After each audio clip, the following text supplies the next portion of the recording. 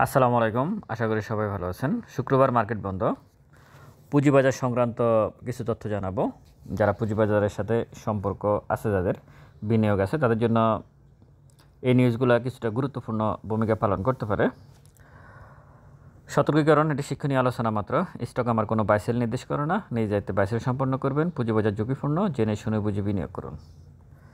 তথ্য জানানোর আগে আরেকটা বিষয় বলে রাখি, যারা হোয়াটসঅ্যাপ ফেড গ্রুপে জয়েন করতে চাচ্ছেন তারা আগামীকাল পর্যন্ত অগাস্ট মাসের জন্য জয়েন করতে পারেন। এরপরে অগাস্ট মাসের আর কোনো নতুন করে কাউকে নেওয়া হবে না গ্রুপে। আর গ্রুপে যারা তারাই আসবেন, এটুকু মাথায় রেখে আসার চেষ্টা করবেন যে এখানে কোনো ট্রেডিং স্টক নিয়ে কথা বলা হয় না বা গ্রুপে দেওয়া হয় না। মূলত ফান্ডামেন্টাল বেজ স্টকগুলো নিয়ে কথা বলা হয়। এটুকু মাথা রাখি আমি যখন আমি কোনো স্টক সাজেশন করি, সেটা আমি এইটুকু মাথা রেখে কথা বলার চেষ্টা করি, যেন ইন্ডেক্সের এই যে অবস্থান, এই অবস্থানটা যতটুকুই খারাপ হোক না, যতই খারাপ হোক, আপনার মূল যে টাকাটা সেটা যাতে খুব বেশি রিস্কে পড়ে না যায়, আমি ওই ধরনের স্টক নিয়ে আলোচনা করি এবং দেওয়ার চেষ্টা করি। আর এখানে ট্রেডিংয়ের কোনো কথাই নেই, একেবারে নেই ট্রেডিং পারপাসে। আমার এখানে নতুন করে যারা আসতে চাচ্ছেন বা যারা আছেন, আমি তা প্রথমে বলছি যে এখানে আমি সর্বোচ্চ গুরুত্ব দিই আপনার মূল টাকাটাকে, তারপর প্রফিটের ব্যাপার। আপনার যদি মূল, এখানে আমাদের পুঁজিবাজারে টাকাটাই হচ্ছে সবচেয়ে বেশি হারায়।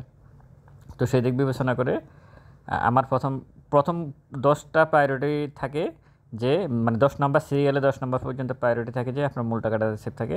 11 নম্বরে গিয়ে আমি আপনার প্রফিটের কথা চিন্তা করি। ওইভাবেই এখানে স্টক সাজেশন দেওয়া হয়। ট্রেডিং পারপাসে যারা 10 দিন, 15 দিন, 1 মাসের চিন্তাভাবনা নিয়ে যারা এখানে আসছেন, তারা হতাশ হয়ে গেছেন অলরেডি। আর যারা আসবেন, তারা না আসাই ভালো হোয়াটসঅ্যাপ ফেড গ্রুপে। এবার আসুন পুঁজিবাজার সংক্রান্ত তথ্যগুলো দিই। সাউথ বাংলা এগ্রিকালচারাল ব্যাংকের ব্যবসায়িক পর্যালোচনা সভা। সাউথ বাংলা পুঁজিবাজারের তালিকাভুক্ত। আইএসও সনদ পেল আইএফআইসি ব্যাংক। পজিটিভ নিউজ, ভালো নিউজ। এরপরে 3 নম্বর হচ্ছে ভারতের সঙ্গে আলোচনা, মানে শুল্ক বাণিজ্য নিয়ে আলোচনা নাকচ ট্রাম্পের। মানে আমেরিকা ভারতের সাথে যে ভারতের উপর তারা যে শুল্ক আরোপ করছে অনেক বেশি, এটা নিয়ে ভারত প্রস্তাব দিয়েছে আলোচনার জন্য। ট্রাম্প প্রশাসন সেটা নাকচ করে দিয়েছে। এর প্রেক্ষিতে আমি আরেকটা বিষয় বলে রাখি, সেটা হচ্ছে আমাদের এখানে যারা টেক্সটাইল খাতের বিনিয়োগকারীরা আছেন, ভারতের উপর শুল্ক আরোপ করছে। দেখেন সিস্টেম কীভাবে নিয়ে যাচ্ছে, ব্রেনটাকে কীভাবে নিয়ে যাচ্ছে এখন। মানে ভারত যখন একজন বিনিয়োগকারী এই জাঙ্ক শেয়ারগুলোতে, টেক্সটাইলের এই বাজে শেয়ারগুলোতে যখন এন্ট্রি নিয়েছিল, তখন দ্রুত প্রফিটের আশায় চিন্তা করছে, মানে খুব দ্রুত প্রফিট করবে এই আশায় এন্ট্রি নিয়েছিল ট্রেড করার জন্য। ওখানে এখন আটকে গেছে। আটকে যাওয়ার পরে এখন ভারতে শুল্ক আরোপ করছে। ওই নিউজের উপর মন খুশি হচ্ছে যে আমাদের দেশে তাহলে শেয়ারগুলোর প্রাইস বাড়বে। উদ্দেশ্য ছিল প্রথমে গোপনে, মানে নিরিবিলি, কোনো রকম কেউ যাতে আলোচনা না করে, জেড ক্যাটাগরি জাঙ্ক শেয়ারে, অ্যান্টিনিসি টেক্সটাইলে নিয়ে প্রফিট করবে আসে। কিন্তু এখন যখন আটকে গেছে, এখন ভারতকে টেনে নিয়ে আসতেছে, এখন ট্রাম্পকে নিয়ে আসতেছে। আরে ভাই, একটা বিষয় বলে রাখি আমি, ভারতকে টানার কিছু নয়, এখানে ট্রাম্পকেও টানার কিছু নয়। আমাদের পুঁজিবাজারের লিস্টেড কোম্পানি টেক্সটাইলে যারা আছে, পুঁজিবাজারের টেক্সটাইল খাতের পি রেশিও এই মুহূর্তে হচ্ছে 60-এর উপরে মাইনাস। আমাদের এখানে যেসব লিস্টেড কোম্পানি আছে টেক্সটাইলের, তারা অনেকগুলো উৎপাদনে নেয়। তারা যে কোম্পানি উৎপাদনে নেয়, সে কি করে আমেরিকায় পণ্য পাঠাবে? সে তো গুলিস্তানে, কেরানীগঞ্জে আর মিরপুরে ফার্মগেটে কি বলে পোশাক দিতে পারবে না। রপ্তানিতে হয়েছে পরের আলোচনা। তাই এখানে ট্রাম্প ইন্ডিয়ার উপরে 90% যদি শুল্ক আরোপ করে, আমাদের লিস্টেড যে কোম্পানিগুলো আছে স্টক মার্কেটে, এদের উপর কী প্রভাব পড়বে? 5-6টা ছাড়া বাকিগুলো তো উৎপাদনে নেই। উৎপাদনের 2-একটা থাকলেও তাদের ভয়ঙ্কর করুণ অবস্থা। এর সাথে কী সম্পর্ক আছে? কোনো সম্পর্ক নেই। হ্যাঁ, মার্কেট মেকাররা যদি বাড়ায় কোনো একটা নিউজ দিয়ে, সেটা ভিন্ন বিষয়। কিন্তু এই শুল্কের সাথে, এর সাথে, ইন্ডিয়ার সাথে, ট্রাম্পের সাথে আমাদের পুঁজিবাজারে বাংলাদেশ পুঁজিবাজারে লিস্টেড যে কোম্পানি তার সাথে কোনো সম্পর্কই নেই। কারণ এখানে আমাদের পুঁজিবাজারে লিস্টেড কোম্পানিগুলো ওরাও বেশিরভাগই উৎপাদনে নেই। ওদের কিছু কোম্পানি আছে ওদের কোম্পানিই নেই, মালিকও নাই, কর্মচারীও নাই, অফিসও নাই, কিছুই নেই। তো এখানে ট্রাম্প শুল্ক আরোপ করলে কী হবে আর না করলে কী হবে।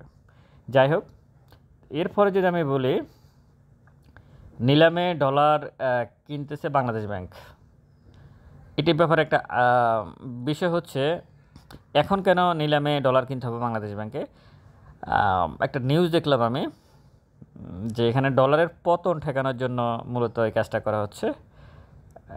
তো এটা ভালো, ডলারে যদি বাংলাদেশের মুদ্রায় যদি ডলারের পতন অনেক হয়ে যায় অসুবিধা কি, আমাদের কি বলে ইয়েটা ভালো হবে, এটা ভালো দিক। তাহলে এটা নিলামে আবার বাংলাদেশ ব্যাংক কিনতে হবে কেন। যাই হোক, নিউজ কতটুকু অবশ্যই ভালো নিউজ হবে, কারণ মোটামুটি প্রথম শ্রেণীর একটা পত্রিকাতে আমি দেখছি যে নিলামে কেন ডলার কিনতেছে বাংলাদেশ ব্যাংক, এটা ডলারের পতন ঠেকানোর জন্য। এরপর হচ্ছে ফার্স্ট সিকিউরিটি ইসলামী ব্যাংকের পর্যায় সভা দেখে নেবেন, যাদের কাছে ফার্স্ট সিকিউরিটি ইসলামী ব্যাংক আছে। 947 কোটি টাকা ব্যয়ে দুটি জাহাজ কিনবে বিএসসি, বাংলাদেশ শিপিং কর্পোরেশন। দেখুন দাম বাড়ে গেছে মানে কিছুটা শিপিং কর্পোরেশনের। এরকম নিউজকে নেগেটিভভাবে দেখবেন। যখন কোনো কোম্পানি মানে দাম বাড়ে মানে অনেক বেশি বেড়ে যাওয়ার পরে তারপরে যখন নিউজ করে পজিটিভ নিউজ, ওটাকে নেগেটিভভাবে দেখবেন। এরকম আরও টেক্সটাইলের দুই একটা থাকতে পারে, অলরেডি কিছুটা বাড়তেছে। হ্যাঁ, তারপর ফুডের দুই একটা বাড়তেছে। এরা এখন বাড়তেছে ঠিক আছে, কিন্তু কিছুদিন পরে হঠাৎ করে একটা নিউজ দিবে, নিউজ দিয়ে কিন্তু ফিউজ করে দেবে। তো সুতরাং এরকম নিউজ আপনি যদি প্রফিটে থাকেন ওকে ফাইন, কিন্তু নিউজ আসা মানে দাম বেড়ে যাওয়ার পরে কোনো স্টকের নিউজ পজিটিভ নিউজ আসার মানে আপনার মানে সময় হয়ে গেছে তার বাড়াটা থেমে যাওয়ার। এবার আসি ব্লকে 19 কোটি টাকার লেনদেন। বাংলাদেশ ন্যাশনাল ইন্স্যুরেন্সের উদ্যোক্তা পরিচালকের শেয়ার ক্রয়, পজিটিভ নিউজ। পুঁজিবাজারে আধুনিকায়নে বিএসসি এডিবির বৈঠক, ছবি তোলা রাশেদ মাকসুদ সাহেবের ছবি তোলা, এটুকু দেখলাম, ছবি তুলছে উনি এটুকুই। কন্টিনেন্টাল ইন্স্যুরেন্সের ক্যাটাগরি অবনতি, তার মানে কি মানে সে ডিভিডেন্ড দেয় নাই। কন্টিনেন্টাল ইন্স্যুরেন্সে যারা আছেন দেখে নেবেন, তার ক্যাটাগরির অবনতি হয় বিতে, এতে থাকলে বিতে গেছে অথবা জেটে গেছে, আর বিতে থাকলে জেটে গেছে, মানে খারাপ নিউজ কন্টিনেন্টাল ইন্স্যুরেন্সের বিনিয়োগকারীদের জন্য। মূল্য সংবেদনশীল তথ্য নেই বাংলাদেশ ফাইন্যান্সের, দাম বাড়তেছে যার কারণে তাদের কাছে নিউজ চাওয়া হয়েছে ঢাকা স্টক এক্সচেঞ্জ থেকে। তারা বলছে তাদের কাছে মূল্য সংবেদনশীল কোনো তথ্য নেই, থাকার কথা না। বাংলাদেশ ফাইন্যান্সের কী আছে, ও তো কিছুই নাই। এগুলো হচ্ছে মূল কথা। আমি গতকালকে আরেকটা বিষয় আমি বলে রাখি, সেটা হচ্ছে গতকালকে আমি একটা ভিডিও দিয়েছিলাম, ইন্ডেক্স পড়লে আমরা বলি যে বড় বিনিয়োগকারীরা শেয়ার হাতিয়ে এনেছে। এটা কতটুকু সত্য, আসলে এদের যুক্তিসঙ্গত ব্যাখ্যা কতটুকু আছে, মানে এটা আসলে কি, এ ব্যাপারে আমি গতকাল রাতে একটা ভিডিও দিয়েছিলাম। যারা দেখেন নাই ওই ভিডিওটা আপনারা দয়া করে দেখে নেবেন, আপনাদের অনেক মানে মোটামুটি একটা ধারণা হবে মার্কেট সম্পর্কে আমি কি বলার চেষ্টা করছি। আশা করি আপনারা ওই ভিডিওটা দেখবেন অবশ্যই। গতকালকে আমি যে ভিডিওটা দিয়েছিলাম রাতে। এরপরে হচ্ছে সঞ্চয়পত্রে আগ্রহ কমেছে, বিল বন্ডে বিনিয়োগ 5 গুণ। সঞ্চয়পত্র কিনতেছে না, কিন্তু বিল বন্ডে অনেক বেশি বিনিয়োগ বাড়তেছে। লভ্যাংশ দেবে না Phoenix finance mutual fund. ICB first Agrani ফান্ডের no dividend. Mutual fund June closing যাদের কাছে মিউচুয়াল ফান্ডগুলো আছে, অধিকাংশ মিউচুয়াল ফান্ড কিন্তু নো ডিভিডেন্ড ঘোষণা করছে, আপনারা দেখে নেবেন, নিউজে দেখে নেবেন। জুন ক্লোজিং যে স্টকগুলো এখন জুন ক্লোজিং মিউচুয়াল ফান্ডগুলো, এক্ষেত্রে অবশ্য ক্যাফটিক গ্রামীণ গ্রোথ ফান্ড সে ডিভিডেন্ড ঘোষণা করছে। এছাড়া অধিকাংশ মিউচুয়াল ফান্ড নো ডিভিডেন্ড আসছে, এগুলো আপনারা দেখে নেবেন, দু একটা হয়তো দিতে পারে। যাই হোক, এরপর হচ্ছে মুনাফায় কাঠটুলি টেক্সটাইল 3 প্রান্তিক। এই কাঠটুলি টেক্সটাইলে মুনাফা ফিরছে। এর আগে আমি দেখলাম গত 2-3 দিন আগে ফাইন ফুডেরও মনে হয় 9 গুণ মুনাফা বাড়ছে জুন ক্লোজিং স্টক। আমার কথা হচ্ছে 9 গুণ মুনাফা বাড়বে কেন, আর এর আগে কী হয়েছে 3 মাসের মধ্যে এমন কী হইলো যে 9 গুণ মুনাফা বাড়তে হবে। যদি কোনো কোম্পানির ইপিএস, একটা স্টকে এন্ট্রি নেওয়ার ক্ষেত্রে অনেকগুলো দেখার, ফান্ডামেন্টাল স্টক হলেও অনেক কিছু দেখার দরকার আছে।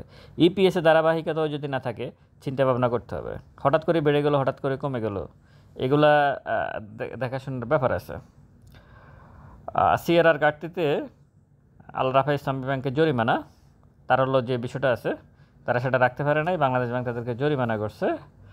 জনতা ইন্স্যুরেন্সের ইপিএস কমেছে 37%, জনতা ইন্স্যুরেন্সের ইপিএস কমে গেছে।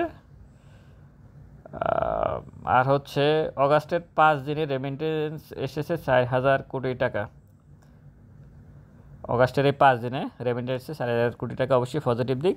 বাংলাদেশ ব্যাংকের ডলারের মোটামুটি জয় জয়কার, এগুলো সবই পুঁজিবাজারের জন্য পজিটিভ নিউজ।